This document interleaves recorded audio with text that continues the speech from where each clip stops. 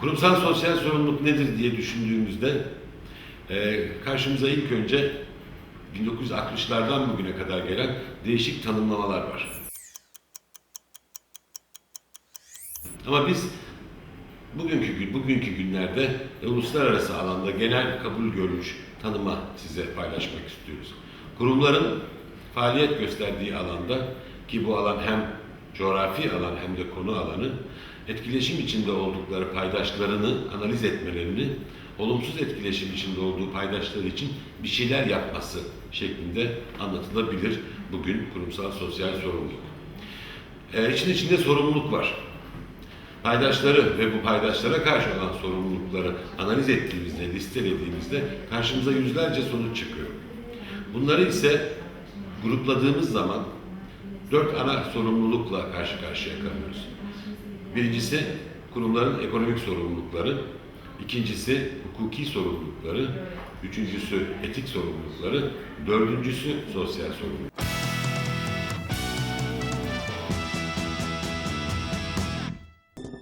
La ora actuală în România pot spune că în principal sunt doar campanii de imagine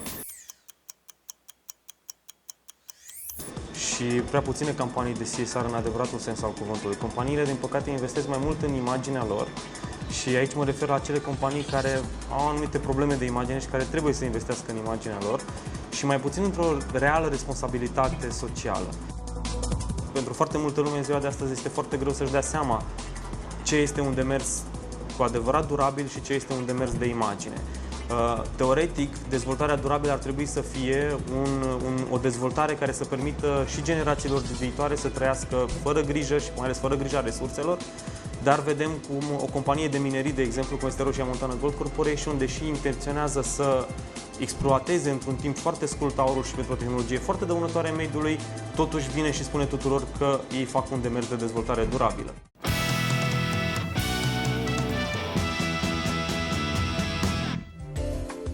Small business can have, of course, a consciousness. It depends very much on how. Разбира се, че малкият бизнес може да има съвест, което много зависи от начина, по който компанията е управлявана.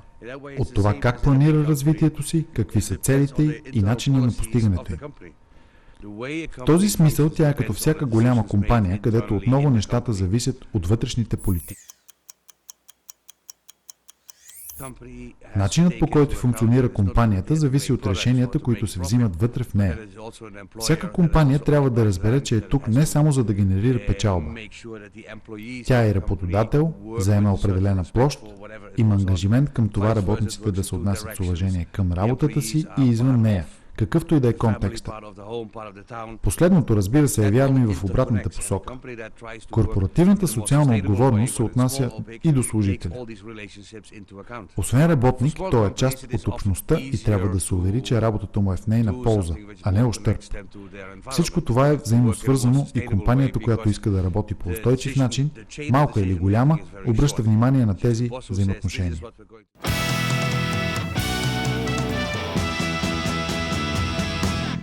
CSR-ul a apărut, cel puțin în România, sau pare a fi doar PR, însă din ce în ce mai mult se transformă într-o necesitate. Primul lucru care îmi vine în minte, sincer, e Banca Transilvania cu Fundația Clujoare Suflet.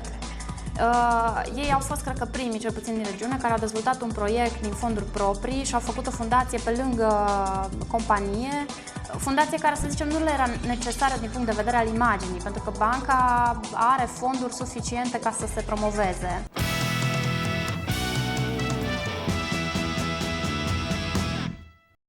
Másért vállalkozók az összefoglaló neve azon vállalkozóknak, akik valamilyen szempontból többnek tekintik az üzletet, mint a profit, és mást is figyelembe vesznek akkor, amikor vállalkoznak. Hogy ez a más éppen pontosan az ő esetükben micsoda, honnan ered, és milyen motivációval vesznek részt az üzletben, ez nyilván a különböző kultúrából, a különböző gyakorlatból, háttérből jövőknek más és más lesz.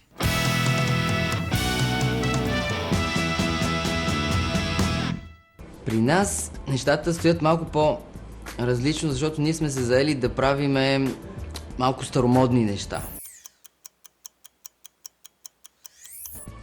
Ние си мелиме брашното на камък.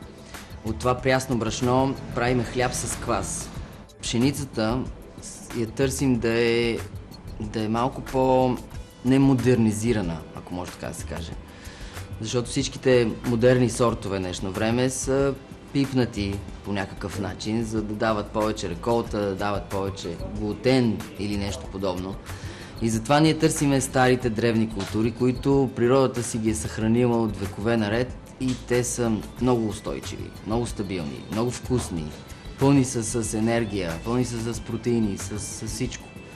Но сме ги забравили в индустриалното развитие, защото дават по-малко реколта. Трябваше да се различаваме по някакъв начин от всички останали места за настаняване. Затова решихме да направим по-устойчив туризъм и да бъдем различни от останалите. И си отглеждаме собствена продукция на територията на хотела. Имаме така изградена и така наречена ферма. Всичките неща, които отглеждаме, са биологично сертифицирани. Значи има голямо разнообразие от плодове, зеленчуци, млечни продукти, яйца, които са значително по-вкусни и полезни от останалите. Използваме слънчеви колектори за икономичност, да пестим ресурси. Хората, които работят в хотела, са местни хора. Открихме случайно едно кисело мляко. Още в следващата седмица отивахме във фермите да проверим как се прави и от този ден нататък ние консумираме това мляко. И след това няколко години по-късно винаги се надявахме, че някой друг ще отвори магазин или въобще, че този пазар ще се развие, само че нищо не се случваше. Производството на това мляко щеше да загине. И ние решихме, че ще се захванем сериозно с това и от тогава станахме съсобственици в тази мандра, където се преработва млякото. Това, че има все повече зелени бизнеси, не е мода, това е една тенденция. Това е, надявам се, да stane някаква revoluție и da все повече firmi да работят по този начин. Avem câteva elemente care credem noi că ne deosebesc de alte afaceri din România. Noi am mers întotdeauna pe ideea să susținem o afacere etică. În primul rând, aș menționa faptul că produsele pe care noi le comercializăm sunt exclusiv cu certificare ecologică. Asta înseamnă că susținem pe de-o parte și toată mișcarea de agricultură ecologică care în momentul de față are mare nevoie de sprijin în România în special. În al doilea rând, oferim pe lângă serviciile de comercializare directă în magazin, livrări personalizate la domiciliu. Iar aici aș menționa faptul că lucrând în strânsă legătură cu fermieri din zona adiacentă orașului, reușim să oferim prețuri promoționale și oarecum să întreținem, să punem bazele unei relații între consumator și fermier. Hát én nem tudom, hogy másért vállalkozók vagyunk-e. Én ezen soha nem gondolkodtam. A barátaim, ismerőseim mondták, hogy te másért vállalkozó vagy. És most, hogy már tudom, hogy másért vállalkozó vagyok, most már ezt a másságot, ezt nem szégyellem, sőt büszkén vállalom. Mi is a profitra törekszünk, de a profitszerzés az csupán egy eszköz a céljaink eléréséhez.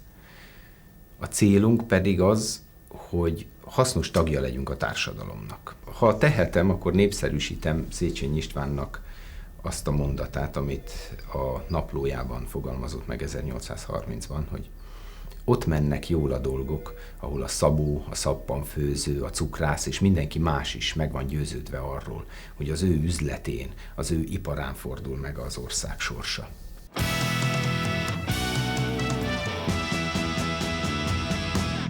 Ha van esély arra, hogy a mai rendszer átalakul egy ilyen emberbarátabb, műszóval ökoszociálisabb piacgazdasággá, akkor szükség van arra, hogy ilyen kis sejtek, ilyen kis élesztő gombák legyenek ezek a másért vállalkozók, akik ezt a mai gazdaságot abba az irányba megerjesztik, hogy átalakuljon, és ebben a tekintetben van rá igenis esély, hogy terjedjenek. Mint hogy tudunk most is ilyen példákat felmutatni, ez a film is bizonyság rá.